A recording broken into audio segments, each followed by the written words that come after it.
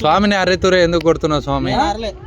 అల్లే స్వామి అల్లే అల్లే అవును బరాబర్ పెడతాం.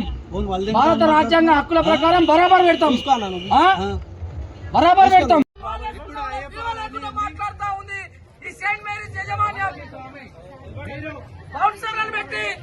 అందుకేనా రేవంత్ రెడ్డి గారు విద్యాశాఖ మంత్రి లేకుండా ఇట్లా పూటకపు హామీలు ఇచ్చుకుంటా ఈ ప్రభుత్వం ఏం చేస్తా ఉంది? వేలకు వేలు లక్షల ఫీజులు వసూలు చేసుకుంటా డ్రామా చేస్తా ఉన్నారు. ఇట్లా ఇలాంటి రౌడీలను పెట్టి దౌర్జన్యం చేస్తా ఉన్నారు. ఇప్పుడు వచ్చిన జర్నలిస్టులను కూడా అడ్డుకొని కొట్టే ప్రయత్నం చేసిండు. మీరు కూడా ఆలోచించాలి. మొత్తం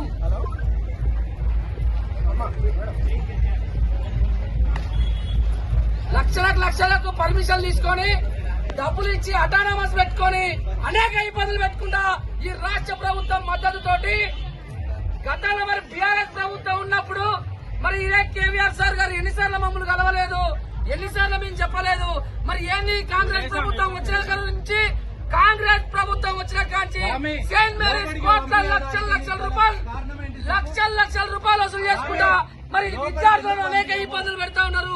మరి లోపల ఏం నడుస్తా ఉంది, మరి ఈ రాష్ట్రంలో ఏం నడుస్తా ఉందో తప్పకుండా మరి కేవీఆర్ గారు మరి ఖచ్చితంగా మరి ఎక్స్ప్లెనేషన్ ఇవ్వాలి.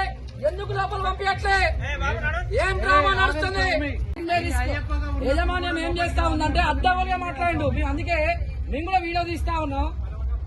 మేము కనీసం యాజమాన్యాన్ని కలుస్తాను కూడా పంపిణీ దౌర్భాగ్య పరిస్థితి కనిపిస్తా ఉంది. ఇక్కడ మొత్తం దందా చేస్తా ఉన్నారు. అక్కడ ఎవరైతే ఉన్నారో విద్యార్థుల కాడ నుంచి 10th అయిపోగానే టెలికాలను పెట్టి సర్టిఫికేట్ తీసుకునే ముందేమో సర్టిఫికేట్లు తీసుకోలేమో ఇలా సర్టిఫికేట్లు పెట్టుకొని అనేక ఇబ్బందులు పెడతా ఉన్నారు. మేము ప్రశ్నిస్తా ఉన్నాం రాష్ట్ర ప్రభుత్వాన్ని.